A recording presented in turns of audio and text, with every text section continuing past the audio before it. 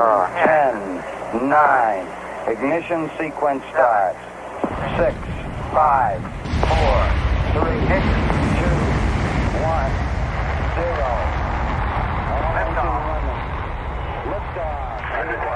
Welcome to the Alien Probe Podcast. Today we're going to continue the report of unidentified flying objects, a book by Edward J. Ruppelt. The first code name for this investigation was Project Sign, which was set up January 22nd, 1948. On February 11th, 1949, it was renamed Project Grudge. A formal report by Grudge was written at the end of the year, dated December 27th, 1949, and the Air Force also issued on that date a press release headlined Project Saucer Discontinued. Today we're joined by Dr. Bill, and we're continuing to report on the report of unidentified flying objects. How's it going, Bill? Hey, how are you? I'm living the UFO dream. I have yet to see one. I look up into the sky pretty often, and I have yet to see any UFOs. Have you been looking at? Are you looking at the Perseid meteor shower there? You know, it's the Perseids right now. No, I haven't. I haven't looked at it. We've had it's been overcast, and at night there's mosquitoes. Yeah, so it's pretty ugly out there. It doesn't make it easy to spot UFOs through the clouds. Yeah, it doesn't make it easy to spot UFOs. It doesn't make it easy to hang out outside. Unless you want to put a lot of bug spray on, and they still bug you.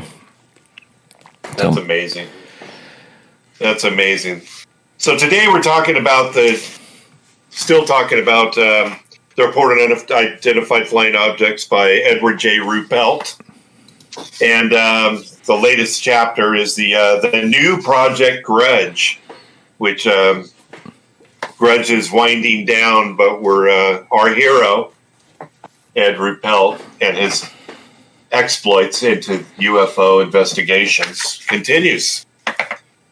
We got a couple things we're going to talk about before we get started, right? I mean, we got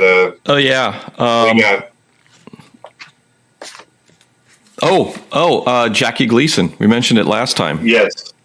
So, Jackie Gleason. And this came from Joe Rogan's podcast with Chris Miller. And they mentioned it, which I never knew about. Jackie Gleason built a house in New York that looked like a UFO, and then it had like a little UFO with it in 1959. Yeah, and it's interesting. I mean, we say New York, but it's in the forest. What do they call that? The outer area in the upstate forest. Upstate New York. Upstate. Yeah. And then in 1970, supposedly, after Richard Nixon was no longer president of the United States, Nixon supposedly took Jackie Gleason to an air base in Florida and showed him debris and dead aliens in freezers. Yeah, and then Jackie Gleason came back to his home, the UFO home, and then his home in Florida, because he had multiple homes. And he was drunk for 6 months or whatever after he saw that. Yeah. So, I mean, Nixon kind of just showed up at his house, the UFO. I don't know if it's UFO. He showed up. He was in Florida. It was in Florida. It was at an air base in Florida. And Jackie Gleason golfed with Nixon. They were golfing buddies. And so Nixon came by and supposedly took him over to this air base and just walked him in and showed him dead aliens. And so they're in Florida. So where would that be? At a homestead or something? Yeah, I think it was. It was down near it was southern Florida. So I don't know which bases are down there. Yeah. So Homestead's down there. Okay. So maybe it was Homestead. But was this UFO house already built then? I mean, is this something he believed in? He built this UFO house in 1959. Okay. And then, I don't know what happened to it. After he died, it just sort of fell into decay, and somebody bought it in the 70s for $150,000, and recently it went on the market for like $3 or $4 million or something. There's pictures online that you can look at. It's a really, I saw that. It's a neat house. Oh yeah, I'd love to have that thing. Yeah, would that be badass? Yeah, I mean the fixtures, like the floors and the railings and the woodwork and everything is spectacular. It's a nice house. It's a very nice house. Well, I saw pictures of the area. It's gated, no trespassing. It's chained up. Yeah, you can't get in there. I don't think anybody's living in it. I think it's just there. Yeah, I don't know. So I think somebody bought it, but there was a guy that actually, some video on YouTube, actually went and hiked in to check the place out and took pictures of it. He has a video of him doing that. So yeah, I mean, I don't know how big the security is. Might be a nice field trip. Yeah, but, Yeah, well, I mean, you want to try and get permission. You don't want to get chased off by the pit bulls of the new owner or something. Yeah, that's true. Yeah. If anybody's even living there, I don't know. Yeah, I don't know. I should probably look up the address and do a Google Earth and see what's going on. Yeah. It's pretty. Looks like it's pretty easy to find. But so what, yeah, so that. So oh no, I'm just. One of the things that we talked about was the last time was the Hynek letter in Science. Yes. And I found a follow-up, sort of like a rebuttal article that was in Science, which I haven't read because I just printed it out. But we should talk about that at some point, maybe next time. Okay. But yeah, this is a rebuttal article in Science for Hynek's letter. And there's found another UFO. I never thought that Science had published anything on UFOs. These are rebuttal articles. I'm looking for the date on this one. I don't see the date. Science Magazine. Science Magazine, yeah, the premier magazine, Science Magazine in the United States. Is it still out? Oh yeah, no, it's been out forever. They've done what? I didn't know. Yeah, no, they. I can't see the date on this. I have to look it up. Yeah, because a lot of people are. A lot of magazines just go away. Well, Playboy went. Come on, we lost Playboy. So I'm like, well, Science. Yeah, I mean, Science is these magazines used to be. I think they're a business, and this is a big business. The Science Magazine is like everybody wants to publish in Science or Nature. And so they're still around. I actually have a publication in one of the Nature journals, and I've published a letter in Science. So they are still considered the premier magazines, although I haven't read them for a long time because I got tired. You have so many other things to read. Well, it's not so much so many other things to read, is that the magazines are filled with miracles, but no cures when it comes to diseases. I just got tired. You're always reading about this fantastic, stuff, and it related to diseases, and it doesn't go anywhere. So I just, it's not worth my time. It's kind of like watching The Curse of Oak Island. It is. It's a long. But you drag it out over decades. Or Skinwalker Ranch now. Yeah. Oh yeah. Have you had a chance to watch Skinwalker Ranch? I think I watched the first season, and I did watch. We're on season 2 now. Yeah, and I decided I'm not watching season 2. The first season was it was just a drag. And the best part of it, they got the guy, the physicist, that's like the main character. Yeah. And there's this other guy who doesn't talk, who is also some sort of scientist. And they went to this well, and they have these radiation badges and this radiation detector. And the physicist that's doing the analysis, the guy that never talks, well, let's just wait a minute. And he's like getting the radiation meter ready, and the other guy just like pulls the lid off of the well that's been sealed for who knows how long, and all this radon gas comes out. And the guy irradiates himself, and he gets a little radiation sickness. Yeah, he got radiation sickness. He got a little burn on his hand. Yeah. And the guy goes, just wait a minute before you do that. And he's getting the thing, and he goes, okay, too late. Yeah, because that was like the best part of the show.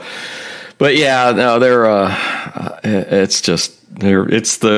I haven't seen the Oak Island thing, but it's the the Oak Island. It's a UFO version of Oak Island. Yeah, they're just dragging. And well, that physicist dude, the guy with the red hair, Yeah, blonde or whatever he is, Yeah. he's on other shows on history and all that, UFO related shows and things. Okay. But it kind of doesn't lend.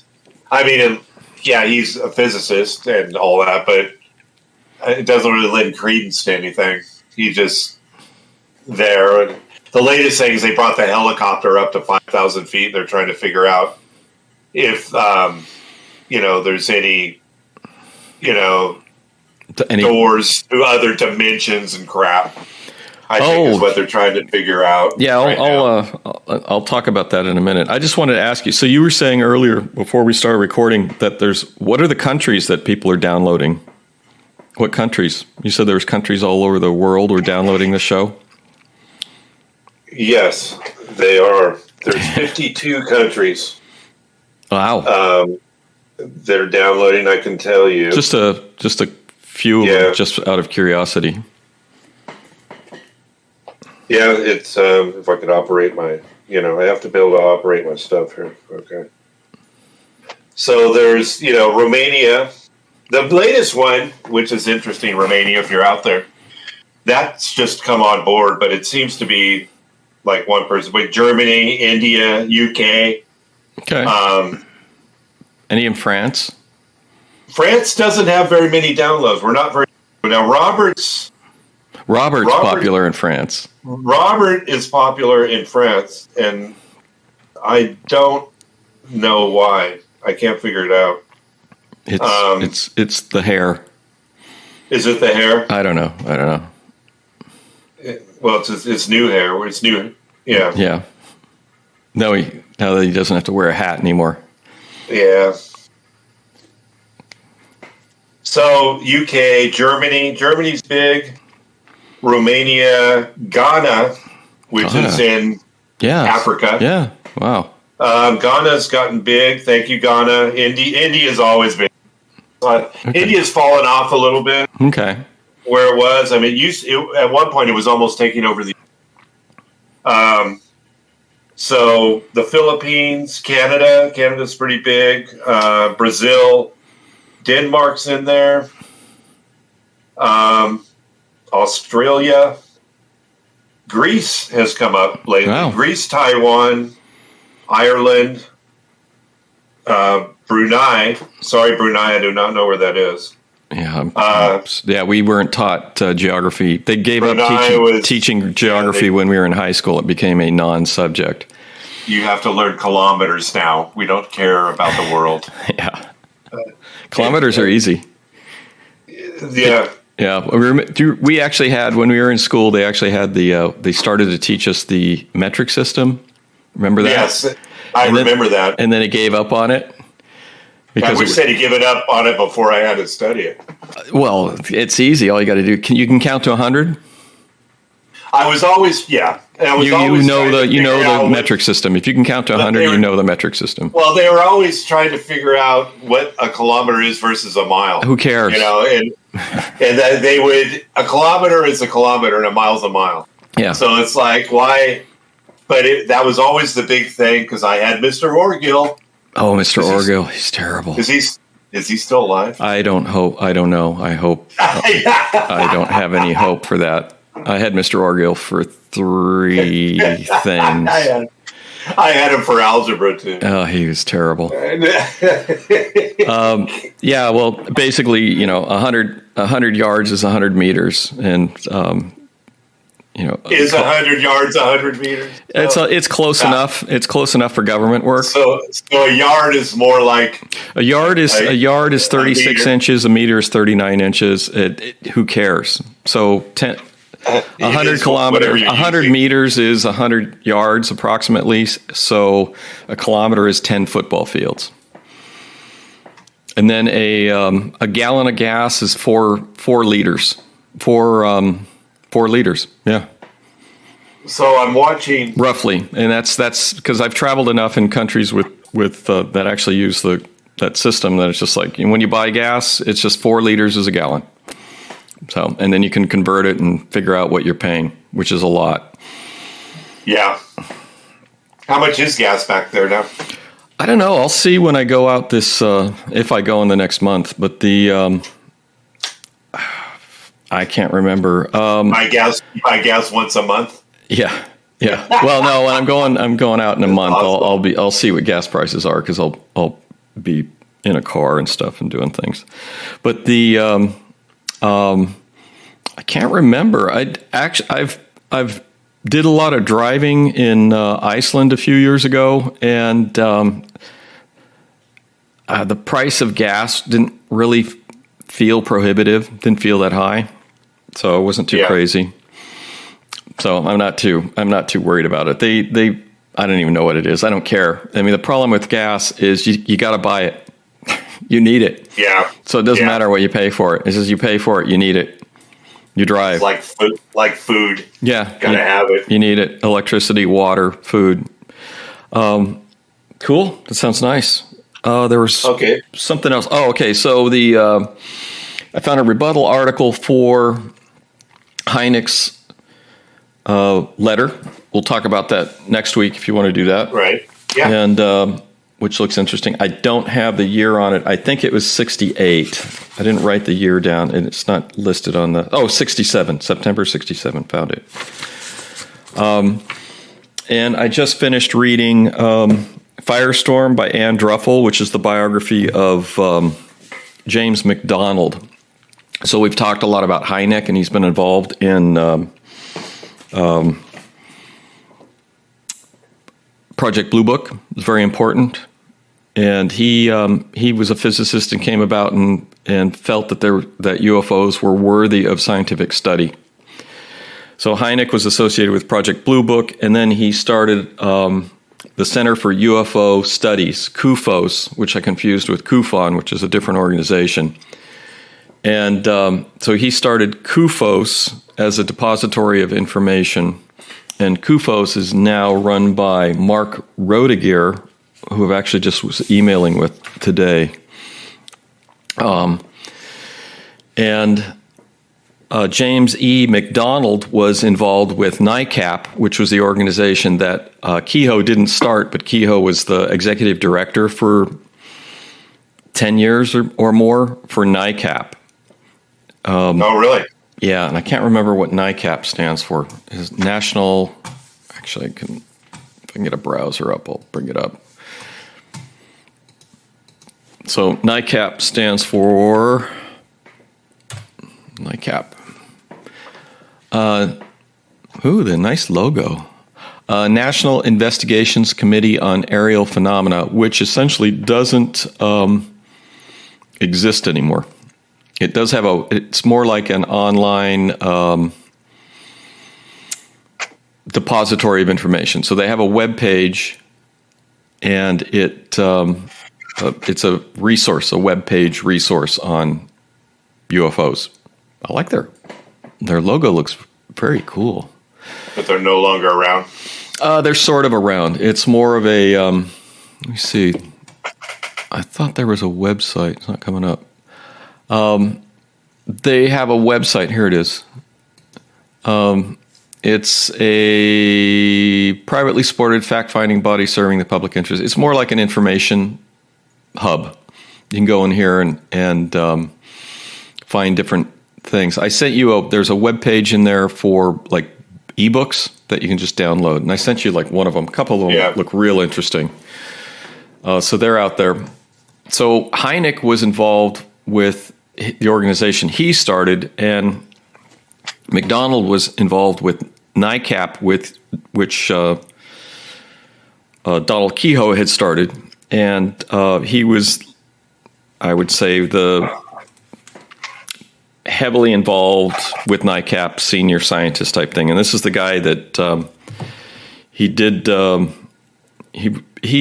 lots and lots of talks on the stuff, and apparently he did kill himself. Unfortunately, I think the pressure. Really? Yeah, I just finished the book. He was heavily involved in NICAP. NICAP's demise was actually interesting because it seemed to. The woman that wrote this book says that board of directors and the organization, which was a very small sort of core group in Washington, D.C., she says it was infiltrated by the CIA and they basically shut it down.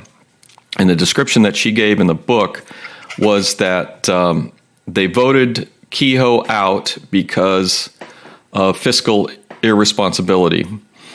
They voted in a new guy, and so he spent too much money.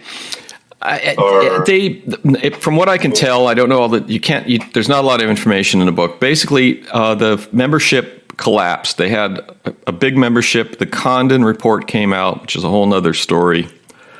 And the Condon report came out and said UFOs don't exist. It's all a big fantasy. And here we are. The Condon report came out in 1969.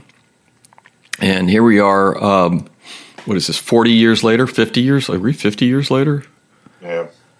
Yeah, we're 50 years later, and, UFOs back in the news, and the government is officially willing to investigate it.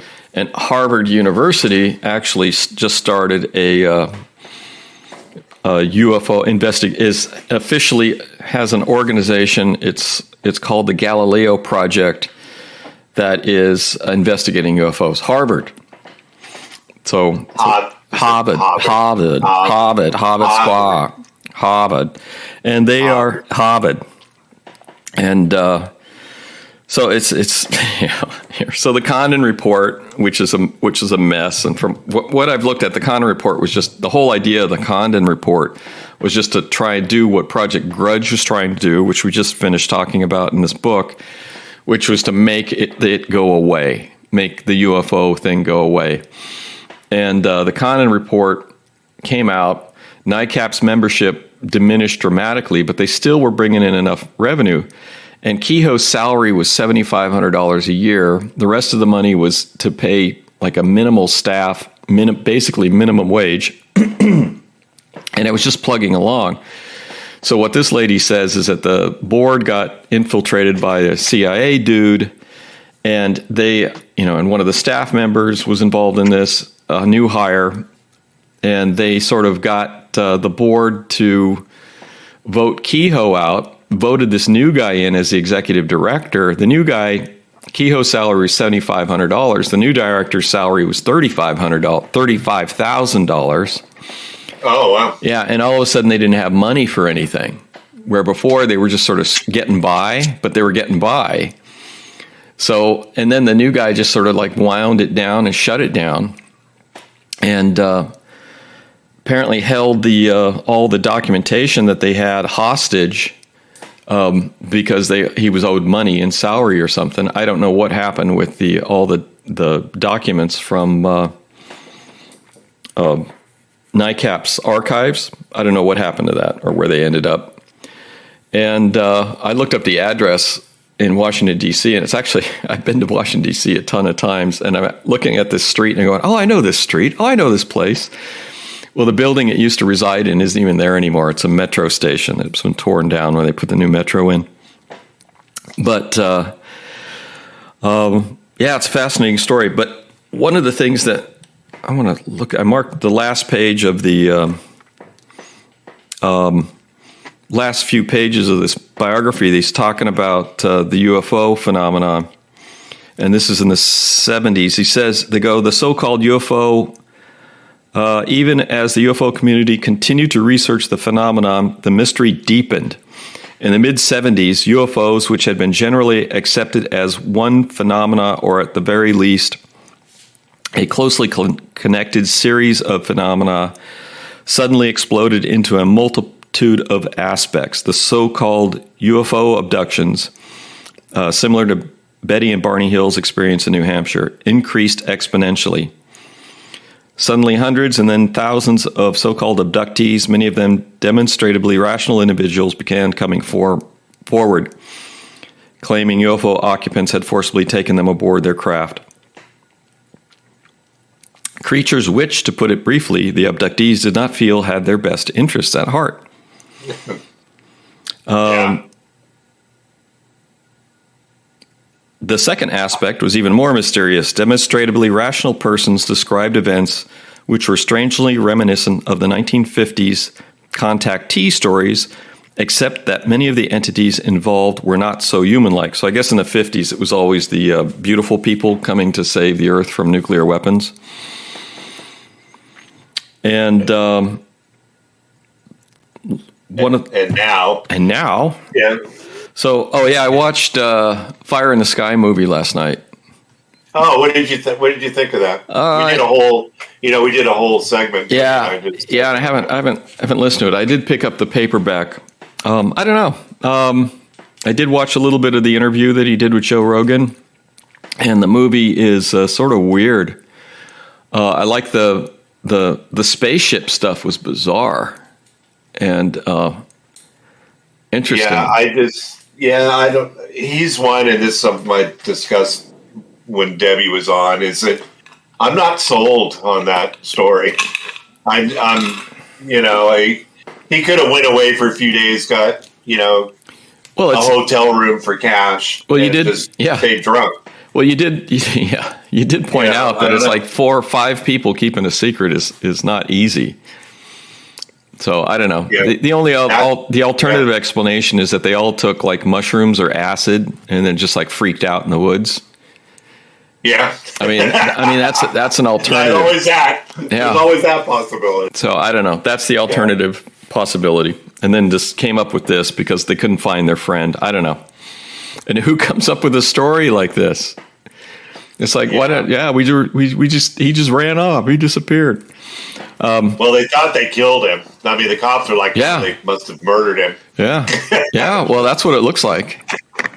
And then he shows up naked, which it does fit sort of the idea of doing a lot of drugs. Well, he was naked in the movie, but in his in the story with Rogan, he wasn't naked. Oh, okay, all right. So they and so Rogan said, "You got to listen to the whole Rogan."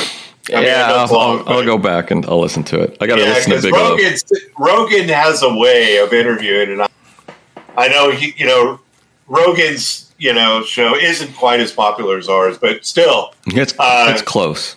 Yes, but it is an awesome show, and I love his. I'm not an MMA guy, but he gets and he'll ask questions like, "So what did you?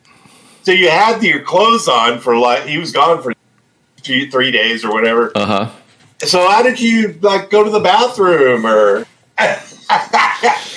We had obvious questions about how did. So you got dropped. It would make more sense the way the movie went than have him naked. They took his clothes and did whatever with him and then drop him off naked. But that wasn't his story. Or that's not when his people found him after they called on the payphone at the gas station. Yeah, they found him naked, or they found him. They found him with clothes on. Okay, but I have the book. I'll read the book at some point. You'll probably get some information out of the book. He's a Travis. What's his last name? Travis Walton. Walton, yeah. Like the Walton. He's got his own UFO. Yeah, he's got his own UFO following, and I think he's got a small organization or something. He goes to most of the UFO conventions and speak. Hey, we'll have to go at some point. Well, and, MUFON is coming up, but I don't think is it in Vegas? Yeah. Yep. Well, Debbie said that you and I will be going on our own because she'll not be doing. She doesn't. Well, I think I'm not here. Okay. It is. No, I am here. Okay, so we should probably get back to the. Anyway, so one of the other things they said in this book, and I marked this is like the last page of this book by McDonald, and it says, until very recently, however, the basic phenomenon has been downplayed drastically, mainly because for over 20 years, the abductee phenomena seemed to hold out hope of obtaining physical evidence, but this hope has not yet borne fruit. The author's present hypothesis is that the visitors, whatever they are posing as physical occupants from the physical unidentified craft that still travel Earth's sky. So she's saying that something hinky's going on, I guess. Yeah. And then she says, although this combination of new and old is effective in many ways, no top scientist with the unique combination of McDonald's intensity, persistent persuasiveness, brilliance, worldwide reputation, unswerving vitality, and influential contacts has come to the fore. And that actually brings us to the Galileo project at Harvard, and this guy, Avi Leo, who says that this object that passed through the solar system may have been a astroarchaeological device, like a light sail or something, which they're using that as a stepping off point for starting this new. It basically is structured as a tech company, as far as I can tell. They have a scientific advisory board with 11 members that are mostly physicists and astrophysicists. They've had millions of dollars donated. They have a research staff of 17 people already, with one UFO historian, which I thought was interesting. And one of the people on the SAB has put together this Dragonfly telephoto array, which is a bunch of cameras hooked together with 400 millimeter lenses. It's essentially a robotic auto camera with high resolution cameras, I guess, that bring all the images together. So what this Galileo project is proposing is to deploy a camera system similar to what was proposed in the Robertson report, which we'll get to eventually in this book. And they are not going to do any retrospective analysis of UFO data, even though they have a UFO historian on staff. So that's a question mark. No sightings that defy our current understanding of physics. So one of the guys in the video that I watched said no hovering and no supersonic flight without a sonic boom. I don't know why he said no hovering, because I think we can build aircraft that hover, and we have.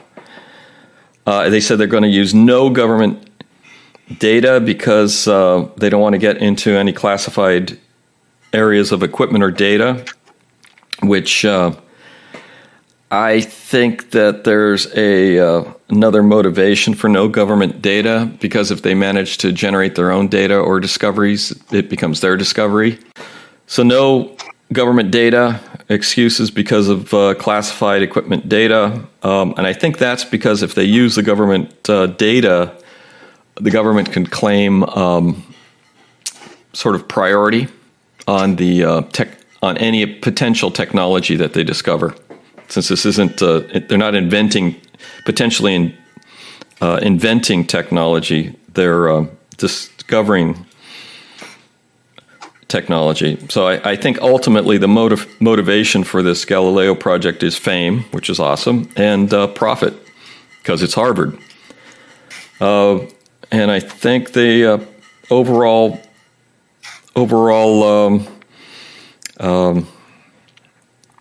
objective of the project would be to observe of these objects, these UFOs or UAPs, identify them, track them, and potentially capture them, which is what I would do in this case.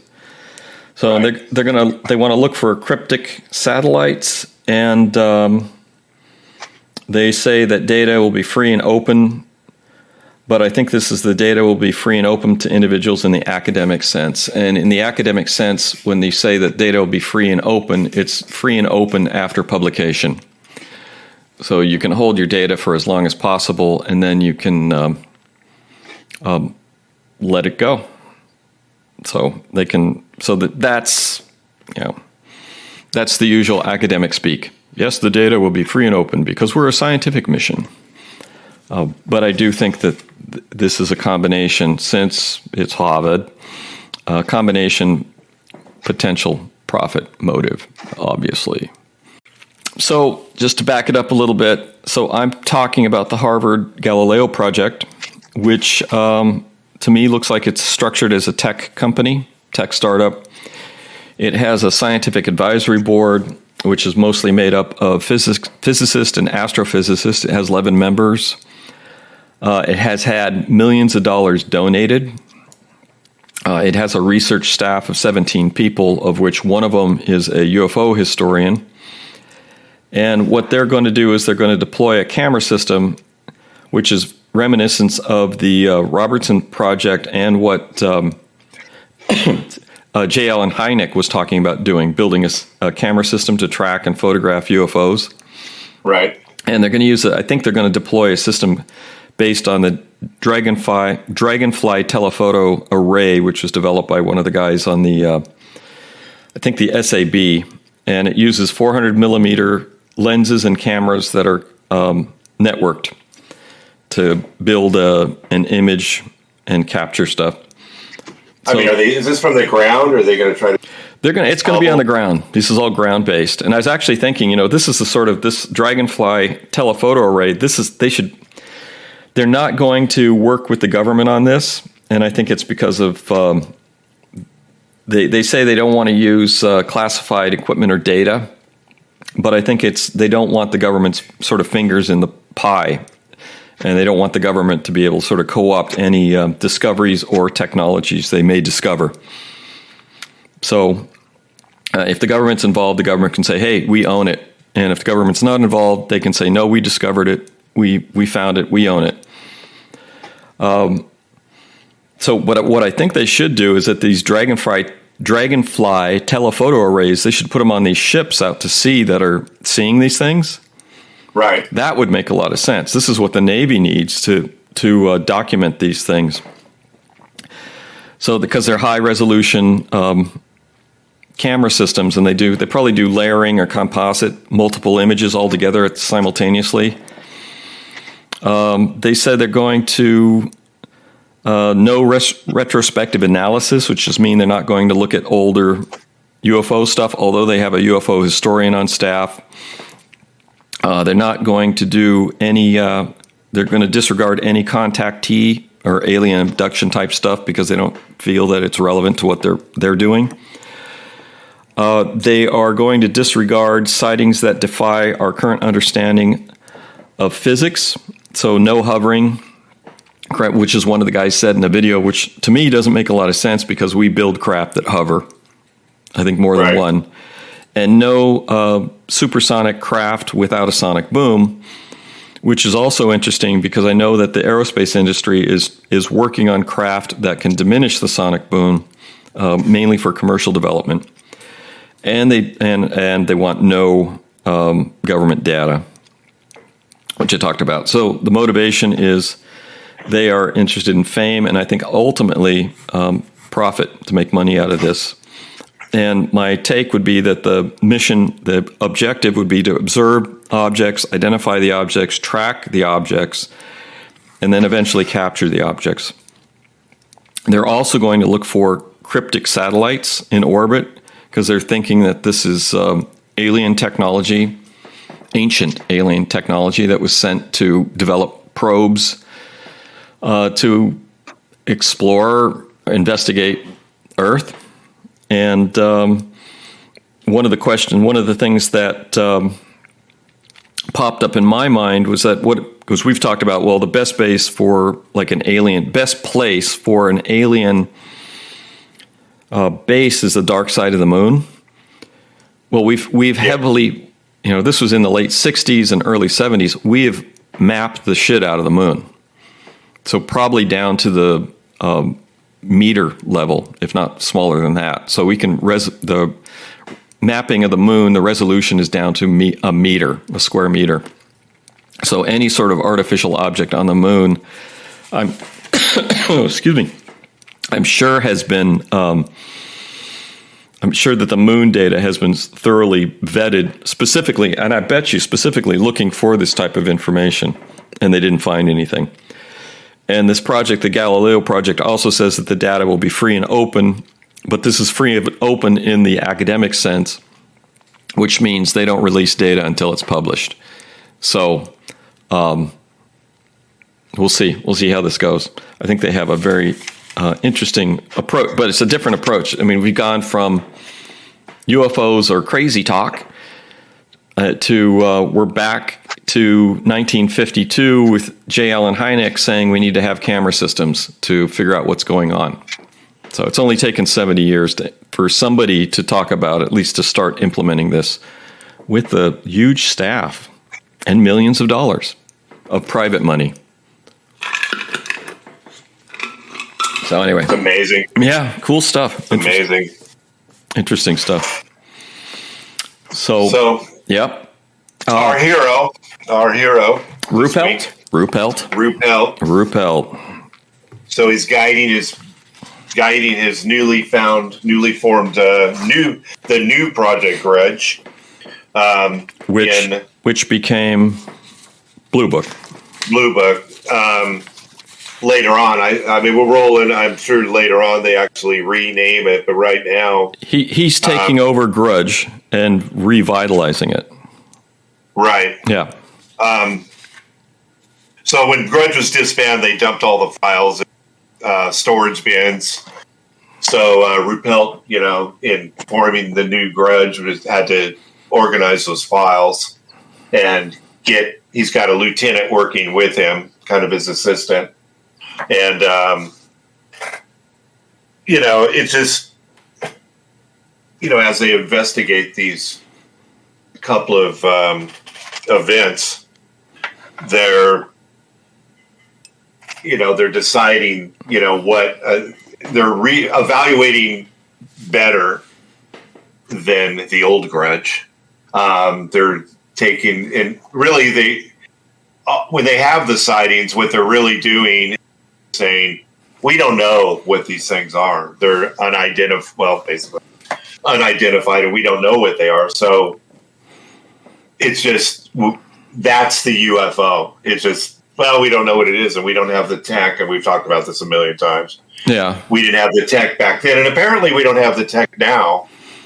You talked about the array from Harvard. Harvard. Project Galileo. And, if Galileo proves to be, it'll be legitimate, but it'll be successful, then maybe we'll be able to. It's an idea that's been out there for 70 years, and I think the implementation using these dragonfly cameras, which I guess they call it dragonfly because of the dragonfly's eye. Yeah. Yeah. I mean, the implementation looks good. You can build it with sort of off-the-shelf stuff. So building these cameras, the schematics the technology is developed. It's in place. All they have to do is put the cameras together, figure out where they're going to put them, and that's going to be the tricky part. So one of the things that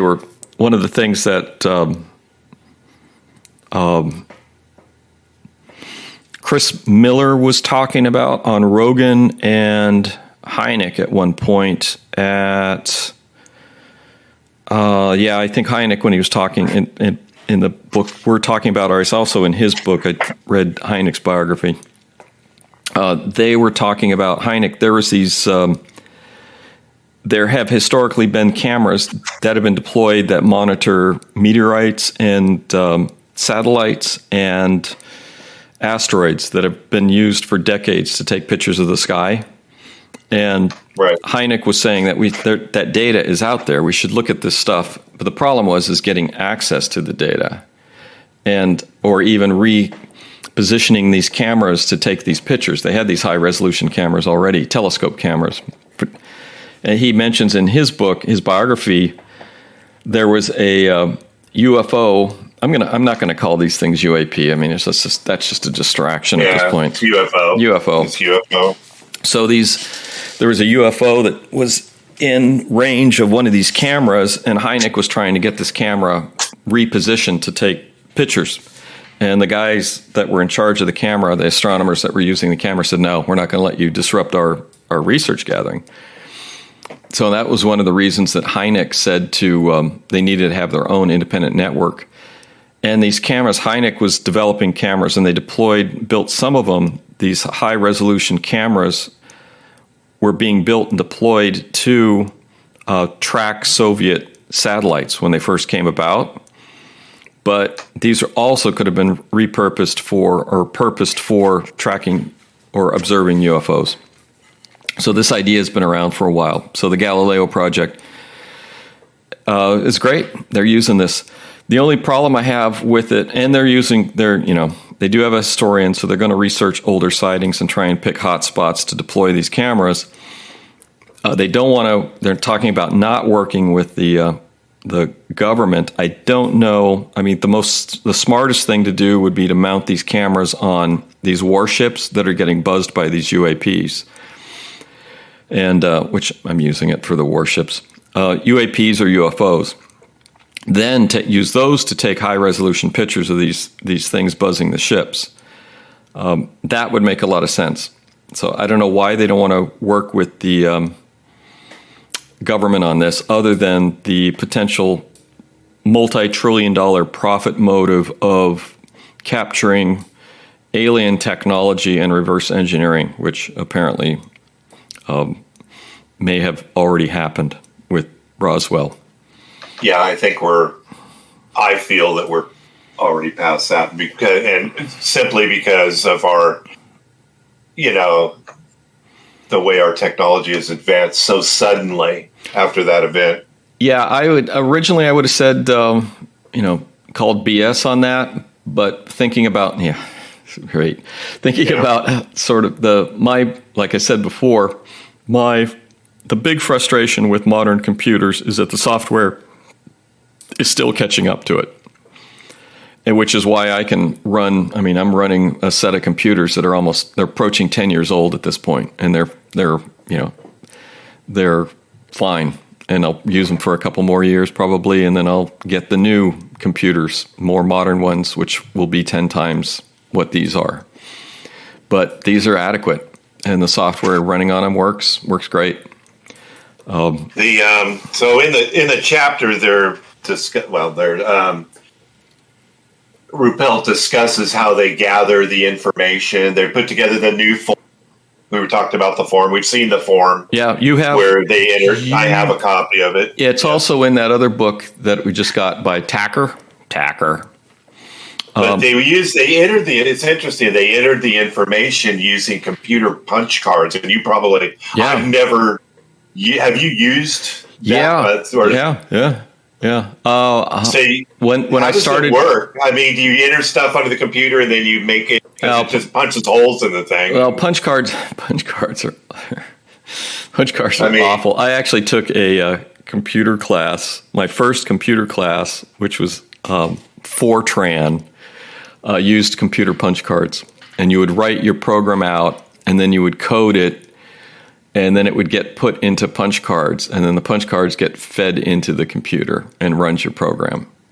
Yes, it's absolutely awful way of doing it. Yeah. Well, that's all you got. That's what you got. Yeah. Well, he was entering all the information about the sightings, and then with the new Grudge, they're dialing in the process of the observer. They're even now evaluating. Which they did before. They evaluated this observer. Is he professional? Does he have a Q clearance? Is he this? Is he that? Is he a reliable source of information? Or she? Uh-huh. And, then they would take that, and now they're compiling this. They're starting to compile intelligently as opposed. Because before with the old Grudge, they didn't want to know too much. It's like, I don't want to know. I don't really. We're taking in the information. Well, it's interesting because Project Sign, with Project Sign, they compiled their report, and the conclusion of Project Sign was that UFOs were alien intelligence. And that report, according to Ruppelt, I think it's in this book, but I've seen it in other places. This report went up to it. Through the chain of command at the Pentagon until it got to Vandenberg. And Vandenberg blew a gasket and kicked it back down the chain of command. He said no. And I think according to Ruppelt, it got, then the report was destroyed. So Project Sign came in. They said, something's going on. We think it's aliens. And then they said no. The high brass and the Pentagon said no, shut the fuck up. And then what do you drink? What are you drinking? What are you drinking? What you guys are nuts?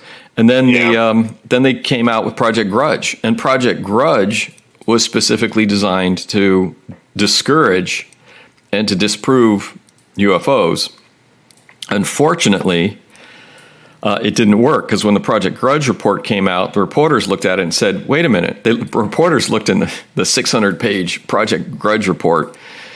20% of the cases were listed as unknown. And the reporters looked at that, was in the appendix. And the reporters are like, wait a minute, you're saying this is nonsense, but you don't know what 20% of these cases are. So it backfired on the Pentagon. And that's when Ruppelt, and Cummings was at the end of, Lieutenant Cummings was at the end of Grudge. And then Ruppelt came in, and they let Ruppelt run an honest shop. They said, okay, come in and do an honest investigation. Well, he would when he chose his staff, it was interesting, because anybody who was a total non-believer, skeptic, they fired. He wouldn't keep them. Yeah. So you got anybody that really was a UFO embracer. Yeah, they're out there. I believe them. He didn't like those guys either. He wanted middle of the road. He wanted neutral investigators. Yeah. And the guy was awesome. He he said a bunch of interesting stuff. He said when he took it over, he said for the next 2 weeks, every visitor to ATIC who had a reputation as a scientist, engineer, or scholar got a UFO briefing. Can't say who they were. But he says it reads like a page from the great men of science. 9 people visited the project during this trial period. Of the 9, 2 thought the Air Force was wasting its time. 1 could be called indifferent, and 6 were very enthusiastic over the project. This was a shock to me. I found out that UFOs were being freely and seriously discussed in scientific circles. And it's the government was just like, it isn't happening. It's not. Well, there was the government, meaning there were people, I shouldn't say the government, these people, if they didn't, if you don't believe this at all, it'd be hard to do. I mean, if you're just gathering information on something, you're like, there's nothing to that. Yeah. But, the people were middle of the road, like we said, they were middle of the road. Well, we don't not believe it, but we don't really believe it. We're gathering, information gathering. Yeah. And putting them on our punch cards. Yeah. And I don't know what that did. I don't know. I don't know what it's just gathering of. Yeah, I'm not really sure. I mean, that's punch card and the big magnetic tape stuff. I had. It's like the next year I had the punch card class for Fortran. The next year we were using Apple computers for programming. Wow, the big jump. Yeah. It went. The whole was. But that's what the college had at the point, and then they had Apple computers. So, which is one of the reasons I like Apple computers. So, but the punch card, I don't know what they did with Hynek talked about this with trying to do some sort of computer analysis, and the report that just came out that was sent to Congress, they said they're going to do computer analysis, but now they're going to use AI, and that's going to give us all the answers. And the AI might, because AI is known to be able to discover connections that people don't see. And so that may be helpful. And I mean, that's actually a good approach. I would put in, all this information. You can get databases of UFO sighting stuff. I mean, if you filter the database, I'd put it into an AI system and see if it comes up with any pattern recognition. So, before it takes over the world and the AI, it's self-aware. Yeah, it's gonna do that. What are we doing this UFO stuff for? It's going to do that. Taking over the world.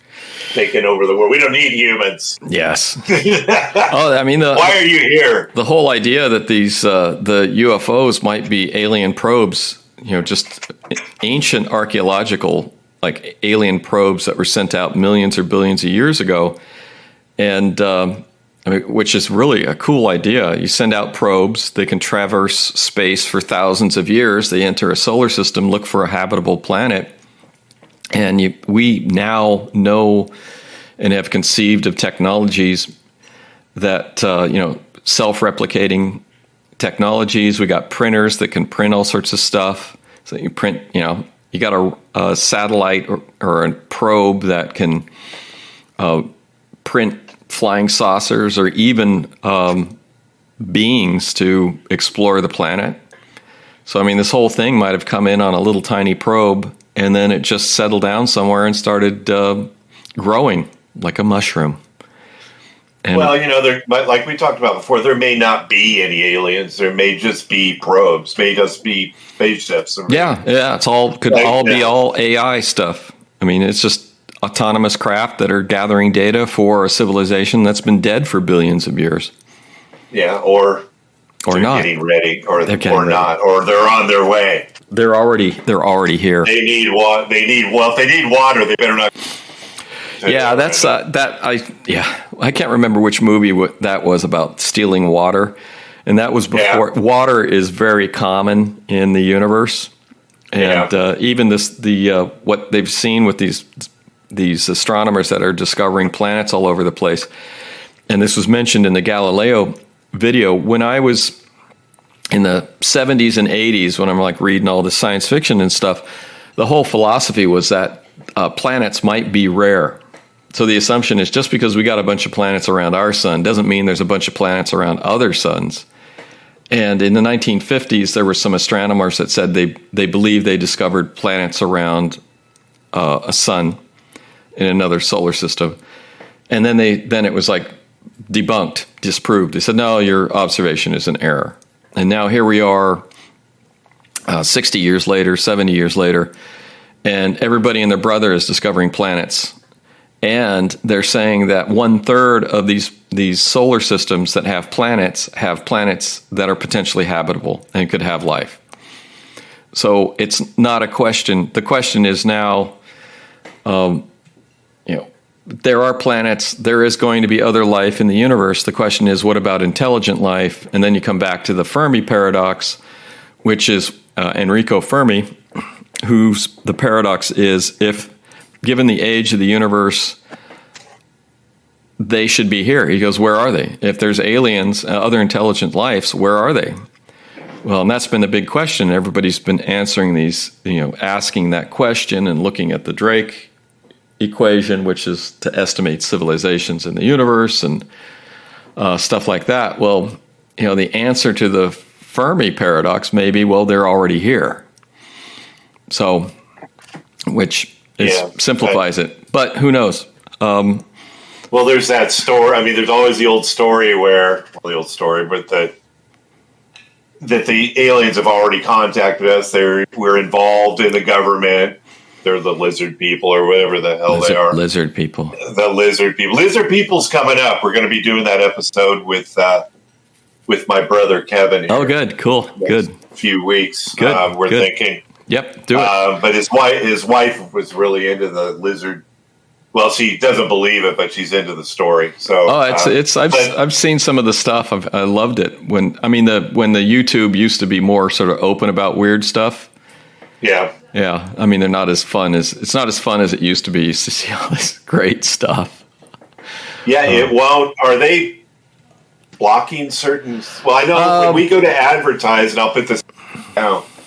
When I go to do some boosts with our advertising, YouTube won't let us do the JFK episode or the Battle of Los Angeles episode because they said it was too controversial to be. I have no idea. It's weird. Are they becoming more strict as to their content? I don't know. It's just there was this guy. I can't remember that had these videos. He would make fun of celebrities and would say that they were like lizard people. And it was hysterical. I mean, it was just the funniest. And the guy was serious, which made it even funnier. And his videos were great. And they pulled all his stuff. And it's like, why? I'm sure there was a few people that would believe it. But it's just like it was really entertaining because the guy was I don't know if he was funny on purpose or just inadvertently funny, but I loved his videos. I pulled the information. I might have been the same guy that said why And it had Obama. It had this is the reason Obama's a lizard person. He had these things that he did, and there's reasons why they're lizard people. Oh yeah. It's great stuff. I mean, we've always had bizarre stuff and weird tales, and they're fun. I mean, the thing is now is they're like worried people are going to believe this stuff, and that may come back to sort of like the MK Ultra type things. Yeah. And psychological influence of advertising and the media and things like that. So the media has the ability to influence many people, and some people deeply.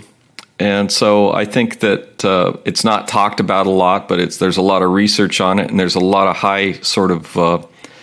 high-end advertising people that use all these techniques to get us to buy things and believe things, political things like that. So you could say that the power of that ability to manipulate by them taking this stuff down is that it shows you the power of this manipulation and their fear of the power and the fact that other people are using it for their own whatever means. Like this guy. The guy's videos were great.